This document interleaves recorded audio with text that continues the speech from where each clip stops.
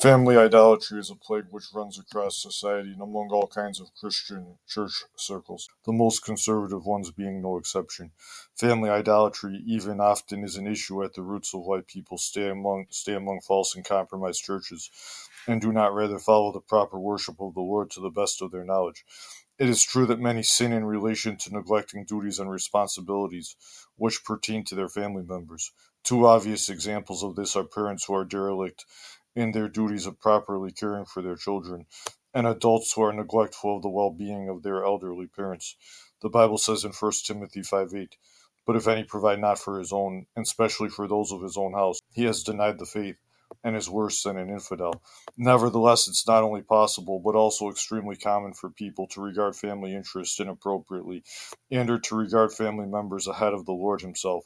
Jesus acknowledged this reality multiple times in the Gospels and made it clear that being faithful to Him can easily come into conflict with one's natural love for family members.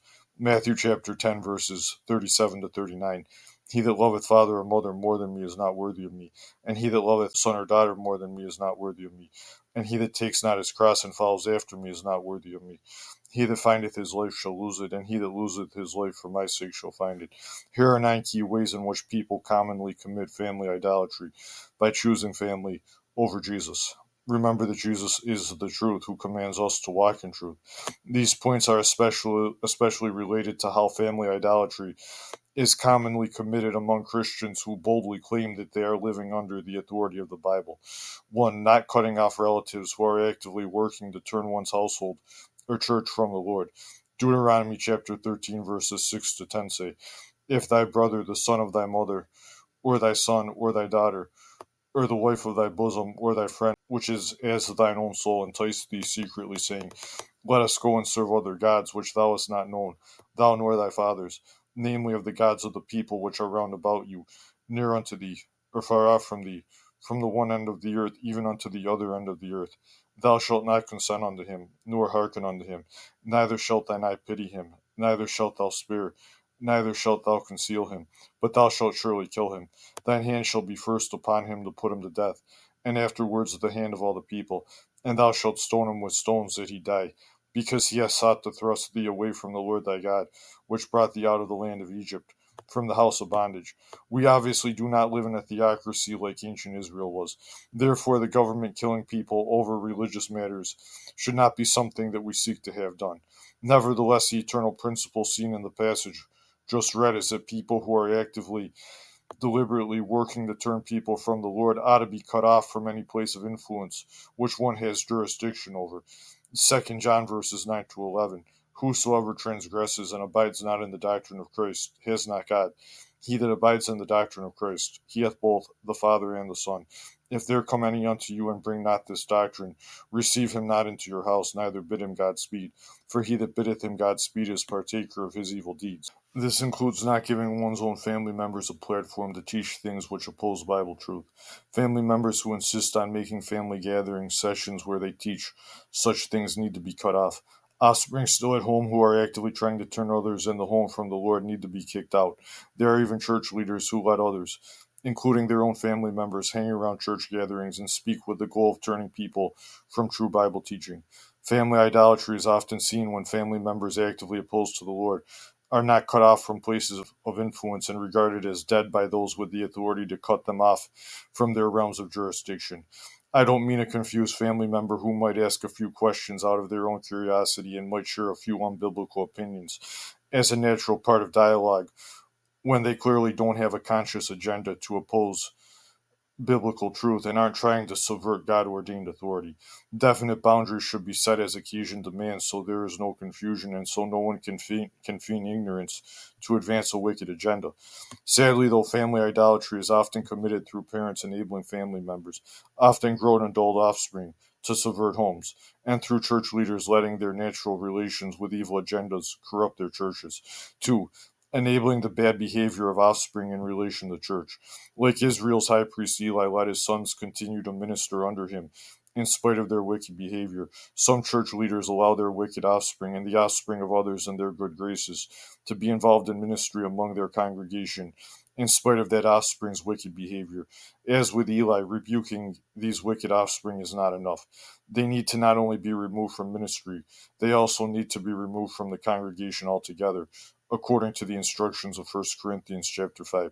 3. Attendance of sinful family gatherings and or permitting spouse and or offspring to attend sinful family gatherings.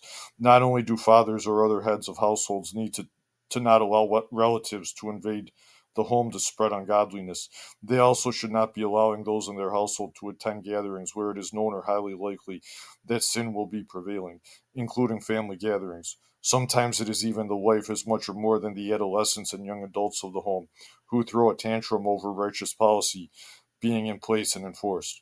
To yield to such pressure and back down in these situations, or to never implement such policy at all to keep any in the family happy, is another expression of family idolatry.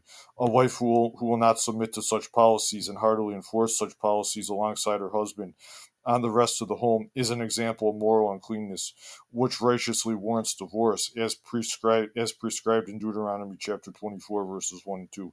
Jesus made it clear over and over in the Gospels that everything he taught in them on divorce and remarriage and on everything else should be interpreted consistent with the law of Moses, since he came not to destroy the law, but rather to fulfill it. 4. Not reporting crimes committed by family members to the governmental authorities. Romans chapter 13 makes it clear that the state is a minister of God's vengeance on criminals. The state must be cooperated with and helped so they will do their job well in this.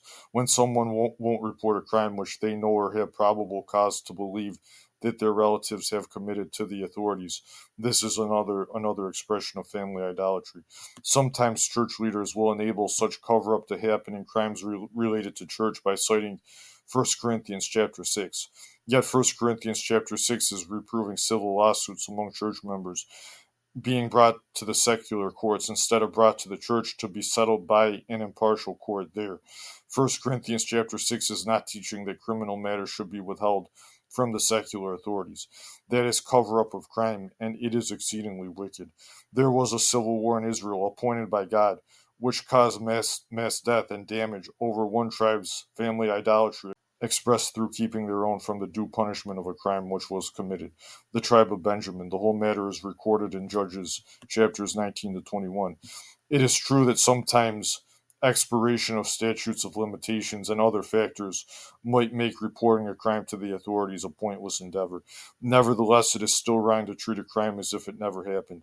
It is also wrong to associate with one which has heinously victimized another who is not contrite over what they did and done what they could reasonably do to take accountability. 5. Choosing a church based on family convenience rather than faithfulness to biblical truth.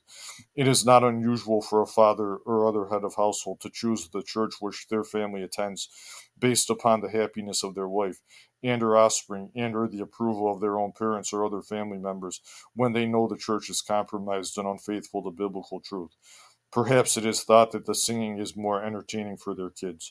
Perhaps it is thought that there are connections in the community and opportunities for business opened up through attending the compromised church. Perhaps the wife and her kids have friends already at the compromised church, or there is more potential for enjoyable social connections through attending this church. Perhaps it appears that older kids will have options for marriage at the compromised church. And I've known of parents considering whom their kids would marry well before they were even old enough to get married. That is ridiculous. Perhaps other family members outside the home would be upset if the unfaithful church were to be left. Such cleaving to an unfaithful church is only aggravated further yet when there is a potentially faithful church known of which is not even given an honest, reasonable chance. 6. Claiming duties pertaining to family to justify sins of omission. Having a spouse and children can't righteously be used as a shield from having one's life disrupted in order to fulfill duties prescribed by God. However, many who might appear to be faithful Christians on the surface are not people who can be counted on to lay down their lives to help those whom it is clear that they ought to help. The Good Samaritan may have had a family whom he was going home to when he saw the wounded man lying on the side of the road and dying.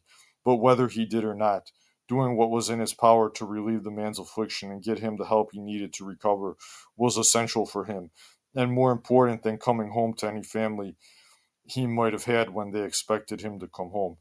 I can too easily imagine many from conservative Christian households just telling the next person whom they saw on the road about the dying man. Will they use the excuse of going home to their family as a reason to not be inconvenienced and do like the Good Samaritan did, citing family as an excuse to neglect the obviously needy and as an excuse to omit the doing of other necessary acts is unacceptable. God has called his people to be a light in a dark world where there is much wrong. There are emergency needs, and there are many people who need a lot of help just to get on the road to spiritual recovery in Christ. Reality is ugly. Unexpected duties and opportunities to do good come up, though many miss them. And the best chances to have a righteous impact in the world are often not things that can be planned. Yet many want to live in a bubble where they delude themselves that things are mostly rosy and life seems generally extremely happy and peaceful. For many, chief protection of this imaginary bubble in their minds is the claim of I have a family. This is also a chief reason why many are so callous towards others outside their bubble, or at least unreliable towards them. None of this is saying that anyone should actually be irresponsible concerning family obligations. However, when fathers whose wives are also present for the kids act like they need to be home every night, and they therefore couldn't visit someone in somewhere like a hospital or a prison who is requesting someone to come and pray and study the Bible with them, or they act like they could never ever leave their family for a mission trip, they're in danger of neglecting obligations towards God due to family idolatry. God knows the extreme cases where someone really can't afford to be away from their family at all and isn't just acting like that is so out of an overinflated estimation of their own importance and or as a lame excuse to remain in the routine they've chosen for themselves. 7. Offense over righteous rebuke of family members. Some leave churches for the wrong reasons and or hold unrighteous grudges against certain people because of rebuke and criticism made of a family member, which was actually warranted to make. It is also possible to make criticism of family members, which perhaps wasn't accurate, an unnecessarily big deal, and respond to such in an unwarranted way, as if a minor insult or slightly inaccurate statement about a family member of theirs was blasphemy against God Himself. 8. Changing views to accommodate wicked family members. Some back down from moral stances which they had once taken and or begin attending more liberal churches, not because they consulted the Bible and saw things more clearly from that basis, but rather because they wanted to please others. Perhaps that sinful groveling to man even involved the justification of a family member who was involved in the thing which they have now changed their mind about. Though many claim they saw things more clearly after a time of introspection and reflection, the fact is that they forsook the word of the Lord while the timing of their view change also reflects the shift in society itself on the issue and or involves the timing of the coming out of a certain family member in relation to the issue at hand. 9. Undue measures taken in order to begin a family. Though traditional families are a necessary foundation for society and a key building block for a church, which many problems result from a lack of, it is simultaneously true that no individual has a right before God to a spouse and children at the expense of pursuing the whole package of truth contained in His Word. It is sin to compromise biblical values to obtain a spouse. It is wrong to have children and expect others to fund them. This is not saying that it is ever right to end a living fetus in the womb. Yet it is saying that it is wrong to be involved in begetting a child which one won't take full responsibility for the care of. And this is so even when the couple which produced the child is married. It is wrong to insist on getting married when one has reason to believe they have duties before God, which marriage would likely interfere with the fulfillment of. It is wrong to let natural interest of any kind prevent one from making the response to the Lord, which they ought to make without delay. Luke chapter 14, verses 15 to 27. And when one of them that sat at meat with him heard these things, he said unto him, Blessed is he that shall eat bread in the kingdom of God. Then said he unto him, A certain man made a great supper, and bade or invited many, and sent his servant at supper time to say to them that were bidden, Come, for all things are now ready. And they all with one consent began to make excuse. The first said unto him, I have bought a piece of ground, and I must needs go and see it. I pray thee, have me excused. And another said, I have brought 5 yoke of oxen, and I go to prove or test them. I pray thee, have me excused. And another said, I have married a wife, and therefore I cannot come. So that servant came and showed his lord these things. Then the master of the house, being angry, said to his servant, Go out quickly into the streets and lanes of the city, and bring in here the poor and the maimed and the halt and the blind. And the servant said, Lord, it is done as thou hast commanded, and yet there is room. And the Lord said unto the servant, Go out into the highways and hedges, and compel them to come in, that my house may be filled. For I say unto you that none of those men which were bidden shall taste of my supper. And there went great multitudes with him. And he turned and said unto them, If any man come to me, and hate not his father, and mother, and wife, and children, and brethren, and sisters, yes, and his own life also, he cannot be my disciple. And whosoever does not bear his cross and come after me cannot be my disciple. No one actually even has a right before God to assume their life is so important that they are entitled to possess anything and or pursue any interest at the expense of violating his righteous boundaries or of neglecting to do the good which he requires. James chapter 4 verses 13 to 17. Go to now, ye that say today or tomorrow we will go into such a city and continue there a year, and buy and sell and get gain, whereas ye know not what shall be on the morrow. For what is your life? It is even a vapor that appears for a little time, and then vanishes away. For that ye ought to say, If the Lord will, we shall live and do this or that. But now ye rejoice in your boastings. All such rejoicing is evil. Therefore to him that knoweth to do good, and doeth it not, to him it is sin.